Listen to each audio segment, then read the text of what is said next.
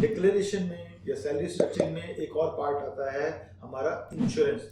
उसकी भी डिडक्शन मिलती है। जैसे मेडिकल इंश्योरेंस जो है वो अपना या अपने पेरेंट्स का, अपनी फैमिली का अगर हम कराते हैं तो अगर 60 ईयर से अबव हैं पेरेंट्स तो up to 50,000 rupees you can claim for their premium also, और अपना 25,000 है सेल्फ या स्पाउस या डिपेंडेंट चिल्ड्रन का।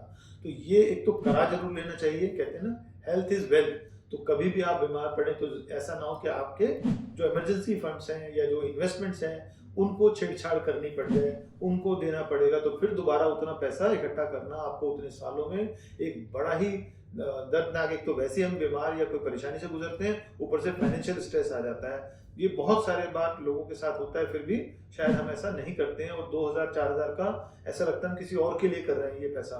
सो ये एक गलत तरीका है। और दूसरा, अगर हमारा एम्प्लॉयर करा भी रहा है तो भी उसको देखिए क्या वो एडिक्वेट इंश्योरेंस है। अगर मेरा इलाज में 30 लाख लगना है, 20 लाख लगना है, इतने महंगे महंगे हो गए आजकल, चाहे वो कैंसर हो, चाहे हार्ट का हो या कोई ब्रेन का हो, और किसी को होता है आप देखोगे तो एक अच्छे खासे इंसान को भी हुआ होगा, वो जरूरी नहीं कि उसके पास पहले क्या सिम्टम्स थे। तो हमें मेडिकल साइंस अब इतनी एडवांस कर गई है कि महंगा वाला इलाज भी लोगों को मिल भी रहा है। तो इसके लिए पूरा इंश्योरेंस कराएं और पूरी डिडक्शन लें, नहीं तो टैक्स ज्यादा चला जाएगा और फिर आपका इलाज कराने के लिए सरकार पैसा नहीं देगी या फिर वो आप उन हॉस्पिटल्स में नहीं जाओगे। दूसरा टर्म इंश्योरेंस है। मेरी जो इनकम है वो सिर्फ मेरे लिए नहीं, मेरी फैमिली के लिए। So I am earning for my family also.